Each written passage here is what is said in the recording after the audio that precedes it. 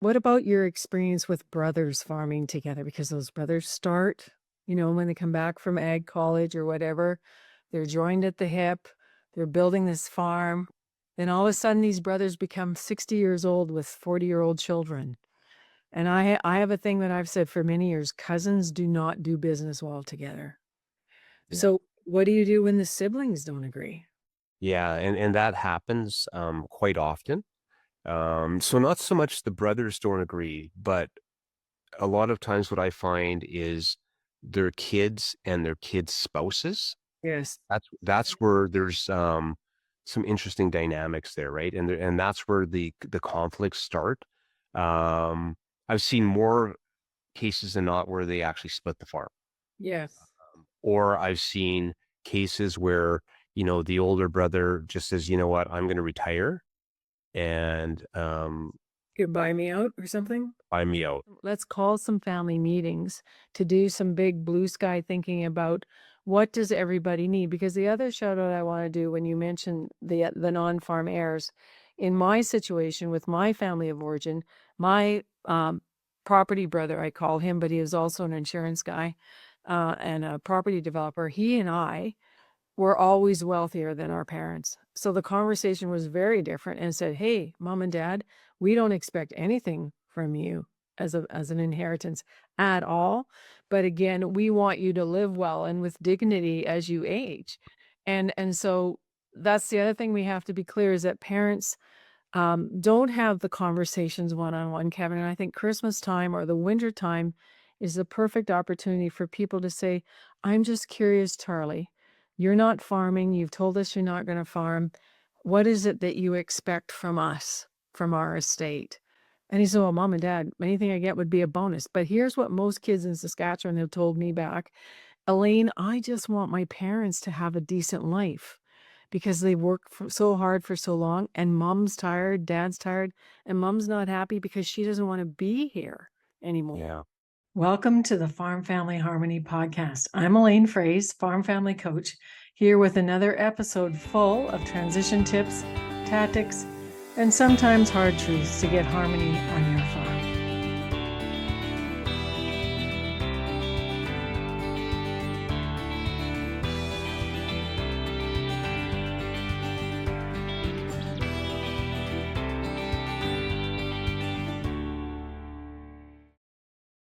Hey there, folks. Welcome to another edition of the Farm Family Harmony podcast. And I'm excited to have you here today, whether you're listening to doing chores and listening to the podcast that your mother sent you and said you need to listen to this one, because I know that's happening. Also to my running buddies out there in BC in the beautiful weather, even in December, who are out running and listening to this podcast. It really means a lot to us, and it makes my heart sing when you reach back to me and tell me what impact these podcasts have had on you. So thanks so much for listening. And today I want to go back in time. My guest today is Kevin Hegedus, who is working in the wealth management field in Saskatchewan. And Kevin and I just had a little brief update, and we worked together over 17 years ago, which is awesome, Kevin, because you and I are still serving families, farm families, and you serve other family businesses.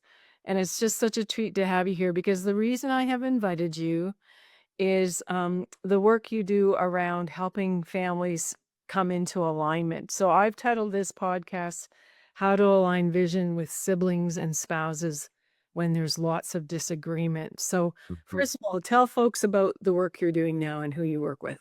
Sure, sure. So I'm a certified financial planner, and I've been in the industry for over 30 years. I'm the founder of PWM Private Wealth Counsel, and I'm also a portfolio manager with Q Wealth Partners. So grew up on the farm, so that's my roots. Small town Saskatchewan boy. My dad farmed. My mom was a nurse in the local hospital for over 40 years, and we still have farmland today. I've got two brothers, no farmers in the family. Mm. So, when I graduated high school, Elaine, was in the 80s. And back then we had high interest rates, That was a tough time. right? And dad really pushed the boys to go to school. And he said, you know what, if you want to come back and farm after that, then we'll look at expanding. But you end up going to school, you get your education, and then you want to try that career path out. So that's the route that I went. But I was always intrigued about finance. And maybe it was because I tried to figure out, what was going on in my dad's head with numbers on the farm. So got into finance, got into financial planning, and just being in Saskatchewan, our niche is working with a lot of farm families. So over the last 30 years, I've literally done thousands of financial plans, and I've helped hundreds of people retire. And business owners and farmers, it's a different dynamic, because I think when you say um, that you own a farm, what they're really saying is, "I'm a farmer." It's part of who they are. It's ingrained in them, and that's a whole lot different than maybe a professional, that's a dentist or a doctor or something. Farmers, I think they really identify with the farm, and it's not only what they do, it's really is who they are. And that's challenging because it's challenging when it's time to pass the torch to the next generation. Over the years, I've seen um, farms where they actually skip a generation because the gentleman stays on for so long that by the time he's ready to pass the torch, his son is 60 or 62, and then it ends up going to the grandchildren. So, very interesting dynamic working with those people. So the focus I'd like us to start with today, and the conversation will go the way it goes, which is great, is the thing that I'm finding, especially with high land prices, Kevin, Yeah. is and also because as you say, so let's say our typical person that we're speaking about right now is 73 years old, husband and wife. She is more than ready to move to town or get off the main yard. And he says, "No, I'm not done yet." And so their vision for even their immediate future or the next 5 years is not aligned. And so how do you now what kinds of questions do you ask to those people in front of you who it's very clear that the spouses do not agree with what happens next? Yeah. Yeah. Yeah, and I think, if they're 72 and 73, they should have had that question asked them 10 years earlier, Yes, agreed. right? So I think the key behind this is the plan and, making sure because at 72 or 73, to now realize that your spouse doesn't wanna move off the farm, how do you have that conversation? But if you could have it when you're 58 or 62, it's a different conversation, but it's difficult. I think, that family conversation has to happen between the parents and the children, and, probably the best time to have it, I think, is maybe after harvest, you know, Estimate of 'cause how many it's gone? yeah, and then you're kind of things have kind of slowed down. Harvest always seems like I mean, it's a stressful time, but in my opinion, it's the funnest time of the year. Yeah, and to us, it's the joy. It's what we work for all year. Yeah, and, even, this last month, I went out to Walker where I grew up and visit some of the boys that are still out there farming, and, I love the smell of the dust in the air, and, like, it's just a different, feeling, right? So I think having that family conversation maybe after harvest is really important, and then I think finding out what everyone wants and be honest and put it on the table. Maybe you're gonna find out that your son who you think wants to farm, he's got different aspirations. There's other dynamics that fall into this too. Maybe your son or your sons or your daughters are married, and maybe their spouses come into play, and they might have And daughters who farm. Let's remember the women in agriculture in Saskatchewan. yeah, yeah. But, even if it's a daughter that farms, their husband might have a different idea about taking over the farm. So I think it's having that conversation, but having it soon enough. Dealing with someone at 72 and 73, Your planning window's a lot shorter. absolutely, Yeah. absolutely. So you're a financial planner by design. That's what you started your career with. And I have a lot of respect, and I think that's why I had fun working with you 17 years ago, was because I'm a home economist by degree, Kevin. And so I've always wanted families to have really good quality of life. And that requires the tool of money to be in a good place. And you mentioned in your history, in your story, you didn't come back to the farm when you graduated from high school in the 80s, because that was a really bad stretch for agriculture, right? Really high interest rates, lots of debt, lots of all kinds of tough financial things that have to be managed. So when I'm doing a seminar on finding fairness in farm transition. I have 3 bullet points that I just want people to take a snapshot of. The first one is income streams, the second one is housing, where you're gonna live, and the third one is fairness. So, income streams for both the parents and income streams for the next generation. So, how do you work with families, Kevin, when they are their expectation of income streams is that all the wealth, and here's the key problem I see that you probably see as well. All of the wealth has been poured or cascaded into the farm side, Yeah. and the personal, what I call, or Merle Good calls, the personal wealth bubble side is less than $100,000. Yeah. So how do we get people aligned to work at that as soon as possible?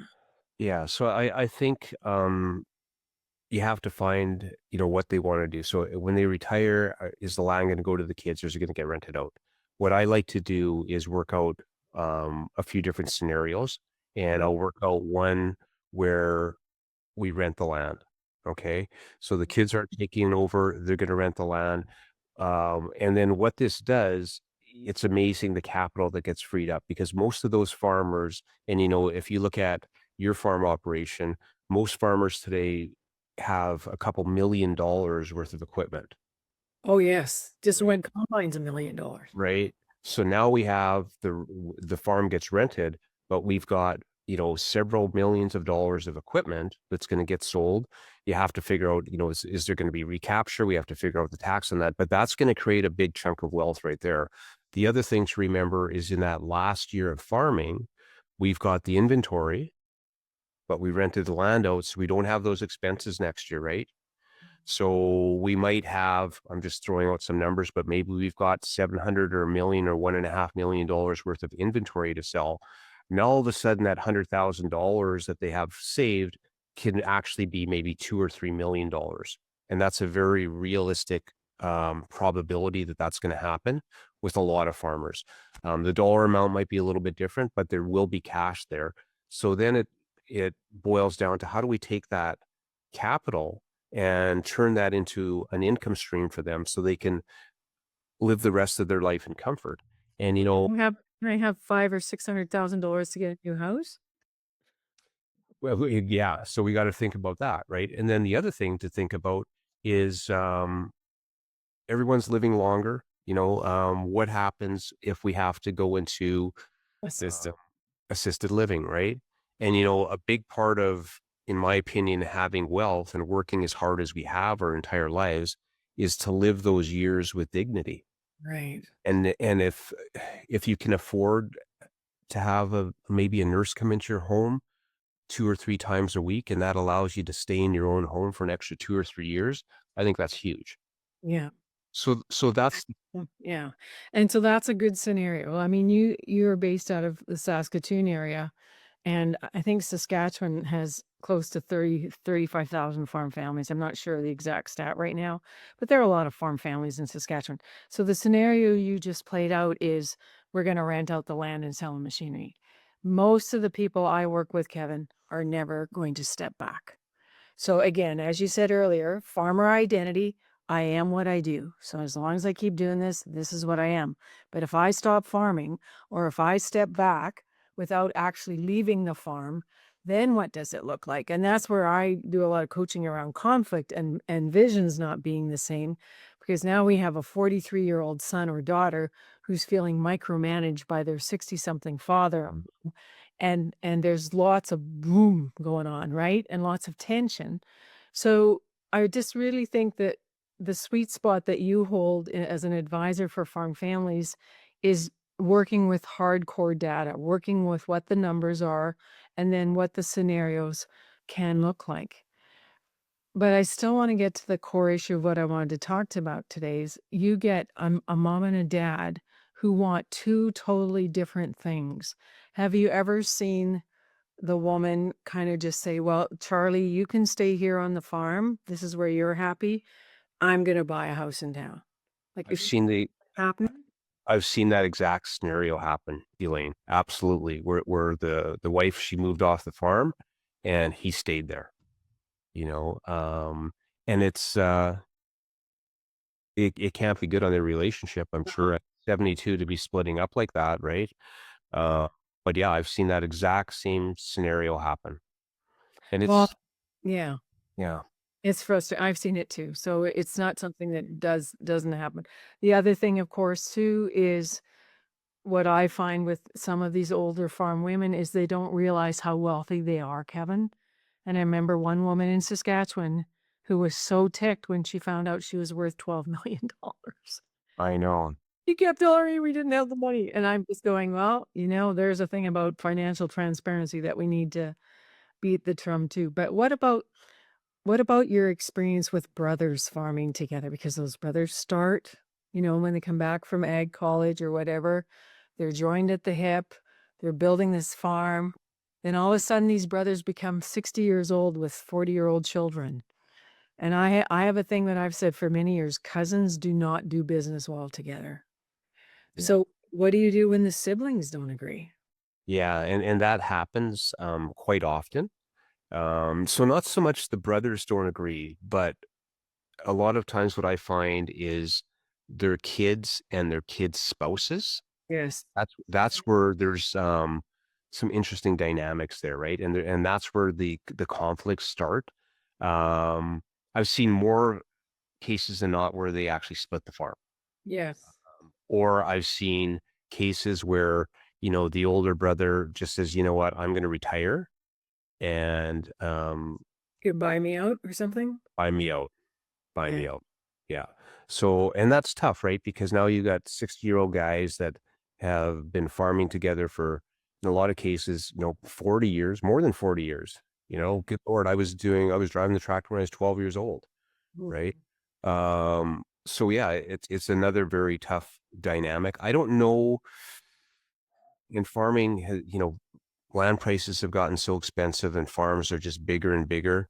I don't know if farming with your brothers necessarily the best thing Well, because and I discourage it unless there's a really good unanimous shareholders agreement, yeah, I sell agreement, and a really good exit strategy, right? So yes, and I have one very happy story, Kevin, from our community here, where three young brothers who are the same age as I am about, farmed together for over 20 years. But as soon as their sons and daughters became in their mid-20s and started getting married, then the exit strategy was executed, and these three numbered companies all became separate farms. So it was a beautiful thing because when they came together as young men, they had numbered companies which grew, and then those companies had a way to go in different directions and say, thank you very much. And they still get together for Christmas, Thanksgiving, and Easter. So I would a huge success story. So let's talk about this land thing and fairness. Because again, I'm still meeting families, and I just had another one this week where, and it's stateside, and I have spoken in Iowa, and this podcast goes all over North America, but the Iowa Farm Bureau invited me to come to the Young Farmers Conference, and it became very clear very quickly that the laws in Iowa incentivize people not to make decisions until people die and not to transfer land except upon death because of the way the tax system works there. And so my curiosity is this woman wrote me this week and she said, well, Elaine, our lawyer says we have to divide the land equally between our children. I'm just going, that lawyer obviously has a very strong bias as to what you should be doing, but what's best for the farm business and the yeah, people who are farming? And so, Kevin, speak to that. Like, what is now the scenario that you've seen work the best to let yeah. farm successors keep farming and the non-farm heirs still have some cascading of wealth? What tools are you using now? Yeah, so I think there's a difference between equal and fair. Absolutely. My definition, fair is helping everyone in the family be successful. It will not be the same for each person. Yeah. Yeah. So let's say we've got, 3 kids, um, and we've got 2 daughters and 1 son, and maybe the one daughter is gonna take over the farm. The other 2 are not gonna farm. The other brother and sister aren't gonna farm. Well, this is why I can't stress planning sooner than later, because the perfect thing to put into place, Elaine, is an insurance policy. Yep. And we equalize those other 2 kids with the insurance policy. Now, again, let's say the farm is worth $5 million someday. Do I think each of those other 2 kids should get $5 million? I don't think so, because the daughter that stuck around since she was 18 years old and out of high school, maybe she went to university, she's got an ag degree, but she's the one that came back to the farm. She's the one that busted her butt building that farm with her mom and Man, dad. manage the risk. Manage the risk, right? So I think, fair would be maybe those other 2 kids each end up with a $1 million insurance policy as an example, and she ends up getting the farm. Yeah. I don't think that's a bad option as well, but here again, y you would put a joint last to die life insurance policy on mom and dad, but to try and get that policy when they're 72 and 73, it could be difficult. It's either gonna be too expensive or we might run into health concerns at that point. Incurable in the first place. Yeah. So over the years, I've used insurance policies. I think there's about 400 insurance policies in our book, and the majority of them are those type of scenarios, whether it's a farmer or a business owner, and it works beautifully. And if you can have someone in their 40s or maybe even early 50s put a policy like that in place, the premiums are very, very, uh, yeah. So that works really well. So I would say that would be the first place that I would start. Bless you. Excuse me. I don't mute myself while I sneeze. So so this is the thing too, Kevin, is the planning window or the timeline. And we both know, and I've said this many times, procrastination and conflict avoidance is killing agriculture.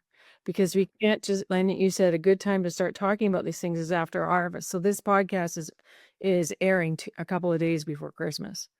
And again, it's the planning window, and please don't have these conversations on Christmas Day, but let's call some family meetings to do some big blue sky thinking about what does everybody need? Because the other shout out I wanna do when you mentioned the non-farm heirs, in my situation with my family of origin, my, property brother, I call him, but he is also an insurance guy, and a property developer, he and I were always wealthier than our parents. So the conversation was very different and said, "Hey, mom and dad, we don't expect anything from you as an inheritance at all.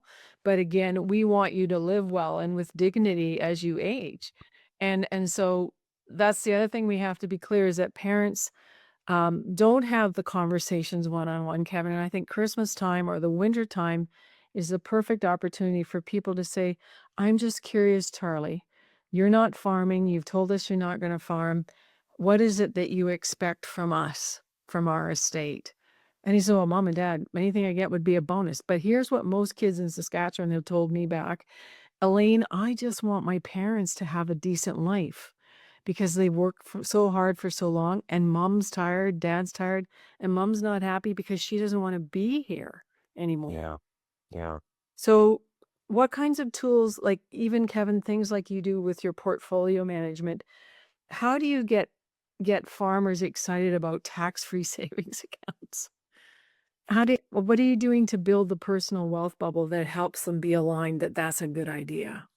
Yeah, and again, I think it boils down to having that financial plan in place, but also, um, maybe showing people that they can actually generate income in a very tax efficient way, Yeah. uh, that they never thought of before because their entire life it's been, selling the crop, getting the check, putting it in the bank account, and then figuring out your expenses for spring and, kind of what's left over, right? Versus having a lump sum of cash sitting there invested properly, filling up your tax-free savings accounts, creating tax-free income for you. And because of that, I think people are surprised when I show them what CPP and OAS is going to give them in retirement. That's it, right? $23,000 a year. I am 68 years old. My husband and I were going through some numbers. He says, "What are we getting?" I said, "It's really big, Wes. It's 23 grand a year." And you know what I spent on groceries according to my co-op equity check? $9,800, Kevin. So my co-op equity check shows me very clearly what I spent on food and groceries. Like, hello? Yeah, Is and that by showing them in black and white those different sources of income, they're surprised. And so many people think, oh, gee, you know what? If I stop farming, where's my cash flow going to come from? I'm going to need $2 or $3 million sitting aside to generate the type of income that I need, and they don't need it because of the other forms of income. And also, if you can show people that you can bring in tax efficient income or Yeah. tax free income from their TFSA, that's a whole lot different than having $1 million sitting in a GIC getting 4% and being fully taxed on it. Yeah. Yeah. So are you a fee for service planner? How do you get paid? Yeah, so we're not commission based at all. Uh, so we charge a fee based on the accounts that we manage. I don't charge a fee though to do the planning. I've never done that, and I guess I always viewed the planning as a way to prove my value to someone. So if someone sits down with me, I don't want to be the guy that says I can get you a better rate of return than the guy down the street because that's a tough game to play. But if I can show people that there's value in the planning that I do, then they can decide whether or not they want to invest money with me. But Yeah. first and foremost, it's creating a proper financial plan and helping those people. And even if they don't become clients, I've created plans for people where I know they've taken it away and it's helped them. And that's okay. Absolutely. The world has a big pie of needy farmers. Exactly. There's Right. enough there's enough work to be done for all of us, Kevin, that you're just happy to be part of the chain of success to get people pointed in the right direction. Yeah. S So with this fairness piece, so we use life insurance as one tool to manage the fairness piece. The other thing, I was shocked. I was at a seminar in Northern Alberta, and I mentioned tax-free savings accounts, and there was somebody in the audience who didn't even know what those were. And then, of course, knowing that you should invest them through a person who has a portfolio is a better idea than just giving them to your local bank. I'm just saying. Anyway, you always want to get it, the best rate of return. But you mentioned the word tax efficiency. Why are farmers in a mindset of I'm not paying tax? I'm going to do whatever I can to not pay. Where does that come from? And have you seen that changing in the next generation? Well, I know where it comes from because I remember back in the day, um, in the 70s, there were some pretty good years farming, right? Yes, the year I graduated, 1974. Wheat was really So good that year. yeah, so I remember, after my dad passed away and we had our auction sale, there was a lot of, we had 1978, 1979 half tons tractors. Like there was a period there where when farming was good, instead of paying tax, what did you do? You went out and bought a piece of equipment. You bought something so you didn't. So I think that's where it comes from. I don't want to pay tax. So I'm just going to go buy another tractor. And good Lord, our family, we all could have had our own tractors and maybe two of them. you know? Your So dad had that mentality as well then. yeah, yeah. So I think that's where it comes from. But I think the other thing that people don't really realize is when you think about the different sources of income, or the income, the tax that we pay on our non-registered investments. So there's three sources. There's interest, dividends, and capital gains. And, I always explain to people if they earn $1 worth of interest, you have to pay tax on $1. If you earn $1 worth of dividends, depending on your marginal tax bracket, you pay tax on about 73 cents. But both those forms of income, you pay tax the year that you earned it, not the year that you spent it, right? CRA doesn't care if you spent the money. They say you earned it, you pay me the tax. If you earn $1 worth of capital gains, currently the inclusion rate is only 50%. So we only pay tax on 50 cents. The other 50 cents is free. If someone has a farm corporation or maybe a holdco, and there's now capital building up in that holdco and there's investments in there, if they earn a capital gain inside their company, half of it is also tax free and it can be paid out through the capital dividend account of the company to those people personally without paying any taxes on it. So just understanding, I guess, the different forms of income and how we're taxed, and then even understanding how to split income properly. Like a lot of people, have done RSPs in the past, but they don't realize that they can split that income after age 65 with their spouse. So I teach people the difference between a marginal tax bracket and their effective tax rate. And our marginal tax rate is the tax that we pay on the last dollar of income that we earn, but our effective rate is the total tax that we pay. So if I made $100 and I paid $15 in tax, my effective rate is 15%. And just by showing people that when they retire and you've got these different forms of income, being more tax efficient, splitting income properly with your spouse, it's amazing how much more cash flow we can bring into that family unit and paying lower taxes as a family unit as well. So that means having a trusted advisor who can explain these things to you, and that when you don't understand what Kevin is saying, you say, "Hey, Kevin, didn't you Yeah. quite get that whole cool thing? Can you draw me some pictures?" And I remember my accountant drawing boxes on a piece of paper just to give another visual learning style of how to understand what that really means, right? The other thing you said is income splitting with your spouse, which means you love your spouse, you cherish your spouse, and you want to stay married. But if you continue to have unresolved conflict and one person is not willing to hire or a trusted advisor or have a coach, facilitator, or to have a financial advisor, then you're hitting a wall of my way or the highway. And that's why I wanted you to come to this conversation today, Kevin, because people need better language to ask better questions. And so I want to really thank you for explaining what you just explained in terms of tax efficiency, because what the effective tax is, because those are good questions for everybody to know and understand, and also for the next gen, because there are also young farmers listening to this. So talk to the young farmer who's approaching 40. He's getting an employee salary from the farm. It's not enough for him to live as a family. He or she needs 84 grand a year for a spouse and 2 kids in Saskatchewan to live well. And that doesn't include paying for hockey, by the way, right? Right. Okay, so that's a very conservative number, $84,000 a year. How are they going to get more income to be able to buy pieces of the farm out or buy equity into the farm and still live well? What do you say to that? It's tough, right? So, do they go into debt? That's an option, not the Is best is option. but is it personal debt or is it business debt? Is it good debt or not good debt? Right. So, my preference would be business debt, obviously, and then we can also obviously write the interest off then, right?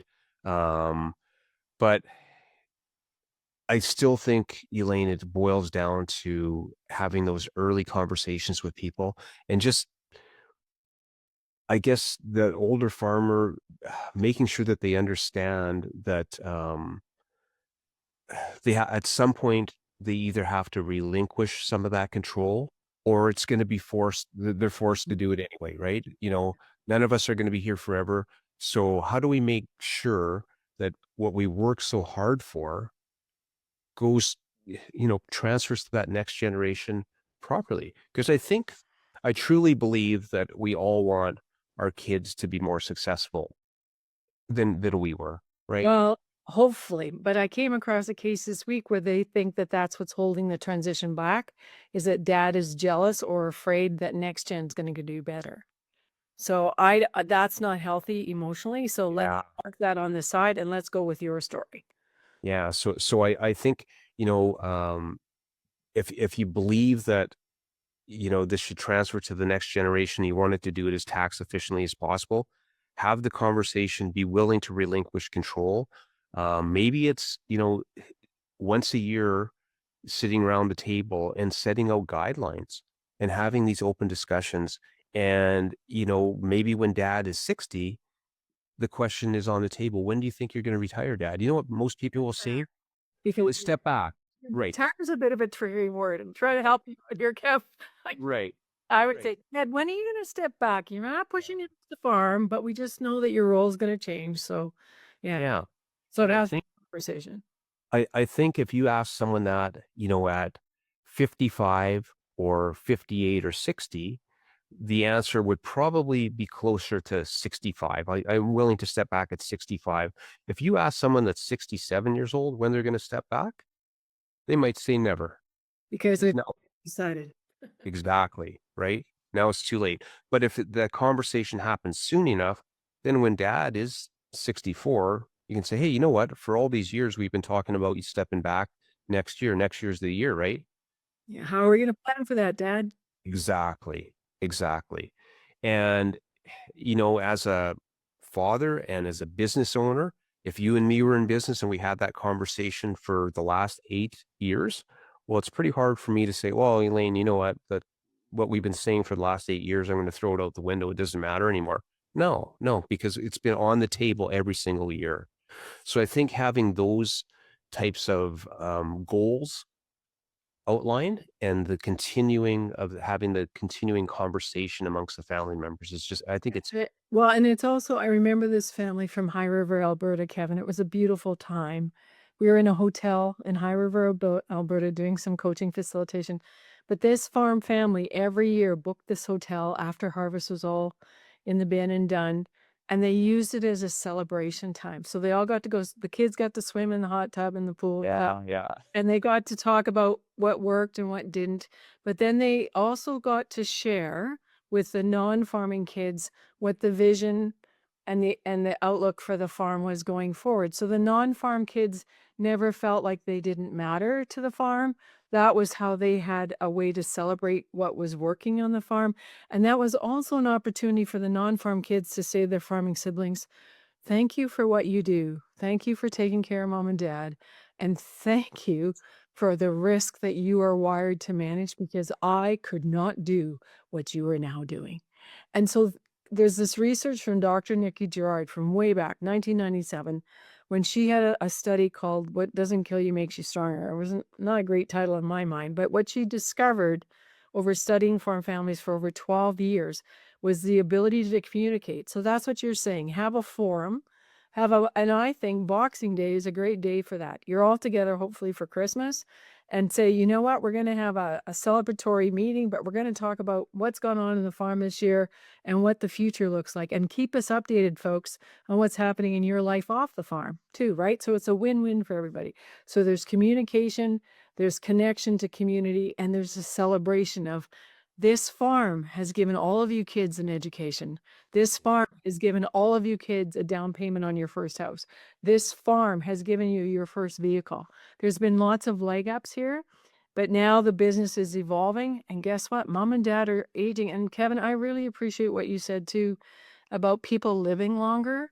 Because when I look at a woman, especially a farm widow who's being pressured to sell assets, I go, what is your contingency plan for when you might need to have that nurse come into your home or when you might, like I heard of a woman this week who used to live in my town who now lives in BC. She's paying $7,000 a month for care. Oh, yep. 7 grand. And this is 2025, right? And her sister, who I was visiting in the hospital, is not paying nearly that much, but again, is in a small town and doesn't require the same level of care. So we can't predict the future, but money is a wonderful tool and resource to have to be able to flow in the right direction when those needs arise. So financial planning is something that I'm always referring farm families to, Kevin. So just to wrap this up, if you could say one or two things to help burst through the stalemate of these people who are not sharing the same vision, where is it written that the woman cannot start researching housing and say, look, I've done the research. This is what a new house is going to cost. Let's go visit Kevin and see how we can do this. Yeah, I think it's important to do that. And, that I look at how hard my mom worked on the farm and she was a It was full, nursing, 40 yeah, years and nursing. yeah, and a full-time nurse. Like her holidays, Oh, she took her holidays during seeding and harvest, right? of course she did. Yeah.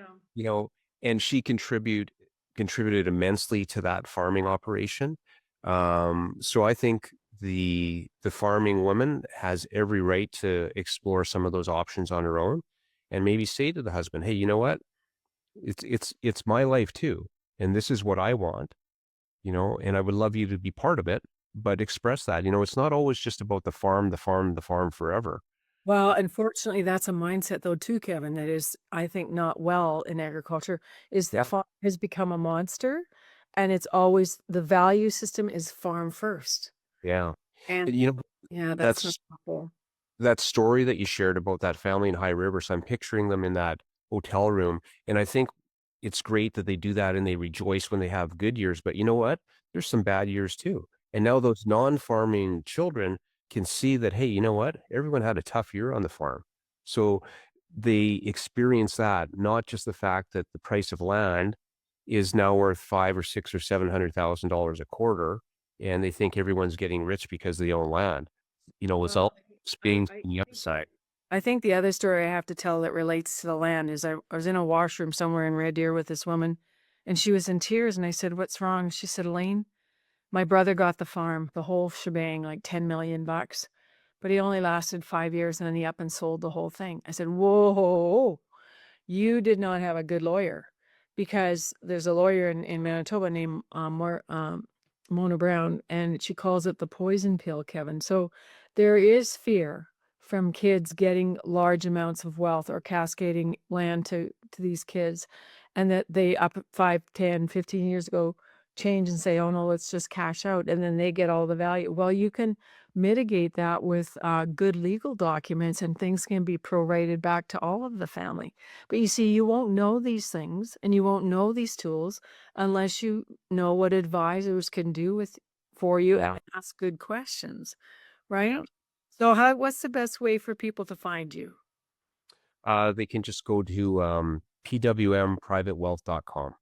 Okay, there you go. We'll put that in the show notes too.